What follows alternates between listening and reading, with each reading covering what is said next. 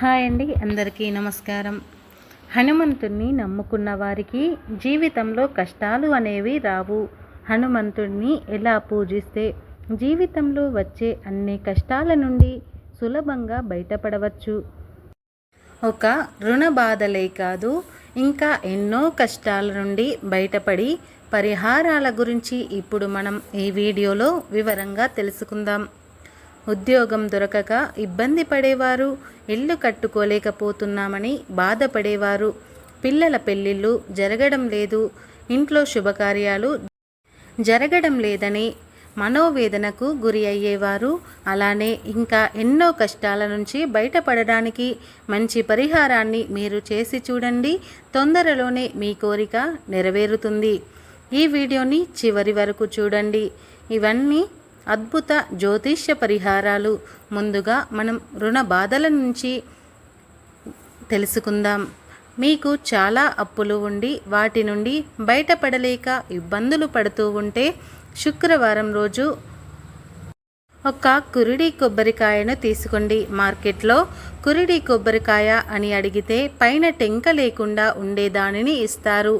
ఆ కురిడి కొబ్బరికాయను కొని ఇంటికి తెచ్చుకున్నాక దానిపై చిన్న మూతల వచ్చేలా కొయ్యాలి.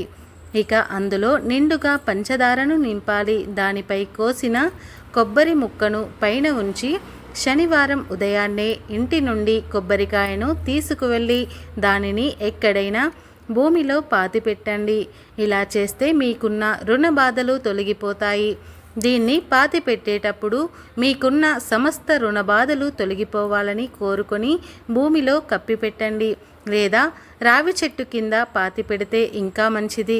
ఇలా 3 శనివారాలు వరుసగా చేయాలి. దీనిని ఉదయాన్నే చేయాలి. చాలా నిష్టగా చేయాలని ఎవరితోనూ మాట్లాడకూడదు. ఇంట్లోకి వచ్చే వరకు ఎవరితో మాట్లాడకూడదు. ఇలా చేస్తే ఉత్తమ ఫలితాలు మీకు కలుగుతాయి. ఇలా దీన్ని పాతిపెట్టిన తర్వాత వెనక్కి తిరిగి చూడకుండా వచ్చేయాలి. 3 శనివారాలు ఈ పరిహారాన్ని మీరు పాటించండి. మొదటి శుక్రవారం రోజునే 3 కురిడి కొబ్బరికాయలు తెచ్చుకోండి. శనివారం రోజున పరిహారాన్ని పాటించండి. మళ్ళీ శనివారం ఇంకొక కురిటి కొబ్బరికాయను మళ్ళీ చేయండి. అలాగే 3వ శనివారం కూడా ఇలా చేయండి. ఒకవేళ మొదలుపెట్టిన తర్వాత ఏదైనా కారణం చేత చేయలేకపోతే ఇంట్లో వేరే వారిని చేయమని చెప్పండి, లేదా అడ్డం తొలగిన మరుసటి రోజు ఆ వారం రోజు చేయండి. పంచదారతో నిండిన పురిటి కొబ్బరికాయను పాతిపెట్టి వచ్చాక మీ కాళ్ళు చేతులు కడుక్కొని ఇంటి లోపలికి వచ్చి మీ పూజా మందిరంలో ఒక దీపాన్ని వెలిగించండి. రుణ విమోచన అంగారక సూత్రాన్ని పాటించండి. రుణ విమోచన అంగారక స్తోత్రాన్ని చదువుతూ ఉంటే మీకున్న ఘనతలు కూడా అతి శీఘ్రంగా విముక్తి లభిస్తుంది. అలాగే కురిడి కొబ్బరికాయను పాతిపెడుతూ రుణ విమోచన అంగారక స్తోత్రాన్ని పఠిస్తూ ఉంటే అది శీఘ్రంగా మీకున్న రుణ బాధలు తొలగిపోవడానికి ద్వారాలు తెరుచుకుంటాయి. ఇలా పఠించడం రానివారు మా రుణ బాధలు మొత్తం తీరిపోవాలి స్వామి అని జపిస్తే సరిపోతుంది. అలాగే తులసి చెట్టు గురించి అందరికీ తెలుసు. హనుమంతునికి తులసి చెట్టు ప్రతీక అంటే చాలా ఇష్టం. ఈరోజు హనుమంతుడికి 2 తులసి ఆకులు నైవేద్యంగా పెట్టి వాటిని ప్రసాదంలా మీరు తింటూ ఉండాలి. మీకు ఉన్న తులసి అందుబాటులో ఉంటే దాన్ని మాలగా తయారు చేసి హనుమంతునికి మాలగా వేయండి. ఇలా వేయడం వల్ల మీకు వచ్చిన ఎంత పెద్ద కష్టమైనా సులభంగా బయటపడతారు. మీకు ఎంతటి కష్టం వచ్చినా మీ జాతక చక్రంలో గ్రహాలు మిమ్మల్ని ఎంతగా ఇబ్బందులు పెడుతూ ఉన్నా కష్టాలు బాధలు తట్టుకోలేకపోతున్నామని బాధపడేవారు హనుమంతుడిని పూజించినట్లయితే మీ కష్టాల బాధల నుండి శీఘ్రంగా బయటపడతారు. దానికి గాను ఈ పరిహారాన్ని పాటించండి. తమలపాకులు తీసుకోండి. పచ్చిగా శుభ్రంగా ఉన్నవి తీసుకోండి. అందంగా ఉన్నవి తీసుకోండి.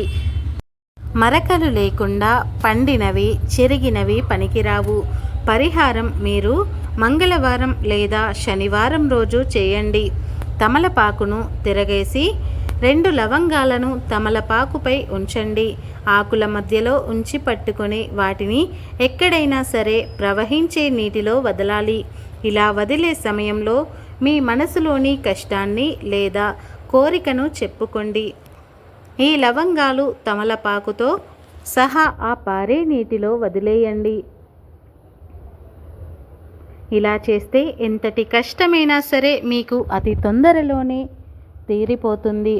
ప్రమోషన్లు ఆగిపోయినా ఇల్లు కట్టుకోలేకపోతున్నాము, పిల్లలకి ఉద్యోగం రావడం లేదు అని బాధపడేవారు, ఇలా ఇటువంటి సమస్య ఏదైనా సరే ఈ తమలపాకు పరిహారం కనుక చేయటం వల్ల అవి ఎలాగైతే పారే నీటిలో కొట్టుకొని పోతాయో అలానే కష్టాలన్నీ కూడా కొట్టుకొని పోతాయి. ఈ పరిహారం చాలా శక్తివంతమైనది. ప్రతి మంగళవారం కనుక ఈ పరిహారం చేసినట్లయితే 11 మంగళవారాలు పూర్తి అయ్యేలోపు మీ సమస్యకు పరిష్కారం లభిస్తుంది. ఆ తరువాత మీరు నెలకు ఒకసారి అయినా ఈ విధంగా చేస్తూ ఉంటే ఎన్నో సమస్యల నుండి సులభంగా బయటపడతారు. ఈ పరిహారాన్ని మనసుతో చేయండి. జీవితంలో విపరీతమైన అప్పులు ఇంకా ఎన్నో కష్టాలు ఉంటే ఏం చేయాలో తెలుసుకుందాం. హనుమంతుడికి సింధూరం అంటే చాలా ఇష్టం. సింధూరం హనుమంతునికి అర్పించేటప్పుడు నెయ్యి లేదా మల్లె పువ్వుల నూనెతో కలిపి పేస్టులా చేయండి. హనుమాన్ పాదాలకు ఈ సింధూరంని సమర్పించి వేలికి కొద్దిగా అతుక్కున్న ఈ సింధూరాన్ని మీరు తిలకంగా ధరించండి. ఇంకా కొంచెం సింధూరాన్ని ఇంటికి తీసుకుని వచ్చి ఇంట్లో అందరూ తిలకంగా ధరించండి. మీ సింహద్వారం తలుపుకి మధ్యలో ఆ సింధూరంతో స్వస్తిక్ గుర్తు లేదా ఓంకారం గుర్తును వేయండి. మీ వాహనాలకు కూడా ఆ సింధూరంతో బొట్టు పెట్టండి. మీ ఇంటికి కానీ వాహనాలకు కానీ నెగటివ్ ఎనర్జీ, దిష్టి దోషాలు ఏమైనా ఉన్నట్లయితే అవన్నీ కూడా తొలగిపోతాయి. ఇలా చేయడం వల్ల జీవితంలో ఇప్పటి వరకు మీరు పడిన కష్టాలు, బాధలు అన్నీ మెల్లమెల్లగా తగ్గడం మొదలవుతాయి. ఎందుకంటే హనుమంతుడు చాలా శక్తివంతమైన వాడు. ఒక విషయం ఎప్పుడూ గుర్తుంచుకోండి, మీరు అప్పు తీసుకున్నప్పుడు పేపరుపై చేసే సంతకాలు నల్ల రంగు ఇంకుతో అసలు చేయకండి. ఎందుకంటే నల్ల రంగు శని భగవానుడి యొక్క రంగు. మీరు తెచ్చుకున్న రుణం తీరడానికి చాలా ఆలస్యం అవుతుంది. రుణ బాధల నుండి మీకు త్వరగా విముక్తి లభించదు. శనివారం రోజున ఎప్పుడూ అప్పు చేయకండి. శనివారం అప్పు చేస్తే తీర్చడం చాలా కష్టం. జీవితాంతం వడ్డీలు పడుతూనే ఉంటారు. అలానే రుణం చేసుకున్నప్పుడు చేసే సంతకాలు, వేలిముద్రలు శనివారం చేయకూడదు. నలుపు రంగు పెన్ను, ఇంకు వాడకూడదు. సోమవారం రోజున అప్పు తీసుకున్నట్లయితే తొందరగా తీరే మార్గాలు ఏర్పడతాయి. అలాగే ఎంత సంపాదించినా చేతిలో డబ్బు నిలవడం లేదు అనుకునేవారు శనివారం లేదా మంగళవారం సాయంత్రం కిల్లీ షాపుకు వెళ్ళి ఒక మిఠాయి కిల్లీ కట్టించుకొని అందులో జర్దా కానీ వేయకుండా దేవుడు కోసమని చెప్పి తయారు చేయించి తీసుకోండి. హనుమంతుని వద్ద ఉంచి, స్వామి మీరు సంతృప్తి చెంది మమ్మల్ని రక్షించండి, కష్టాల నుంచి బయటపడే మార్గాన్ని చూపించండి అని ప్రార్థించి నమస్కారం చేసుకోండి. తరువాత హనుమాన్ చేసే మాయను మీరే చూస్తారు. అలానే ఎర్ర మందారం పుష్పాలతో చేసే ఈ పరిహారం శత్రువులు, విరోధులు శాంతి చెందుతారు, మీకు అపాయం చేయరు. మంగళవారం లేదా శనివారం రోజు ఎర్ర మందారం పువ్వులు హనుమాన్ పాదాల దగ్గర ఉంచండి. పురుషులైతే తమలపాకుపై సింధూరం ఉంచి హనుమంతుడికి సమర్పించండి. వీలైతే స్త్రీలు ఎర్ర మందార పుష్పాలను సమర్పించండి. జీవితంలో ఎంత కష్టం ఉన్నా, మీ జాతక చక్రంలో ఎన్ని దోషాలు ఉన్నా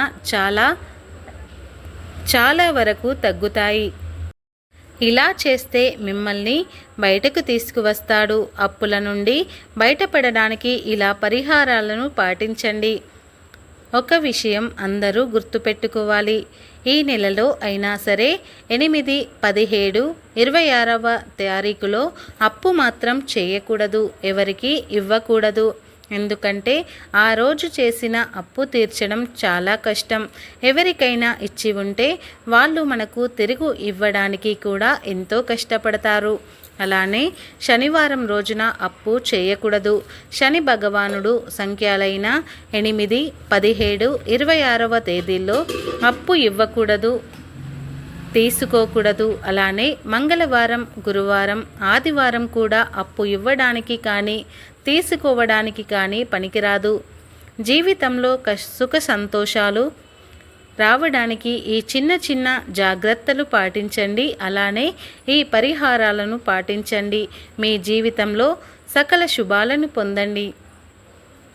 మా వీడియో కనుక మీకు నచ్చినట్లయితే లైక్ చేయండి, షేర్ చేయండి. అలానే మా ఛానల్ని సబ్స్క్రైబ్ చేసి గంట సింబల్ని యాక్టివేట్ చేసుకోండి.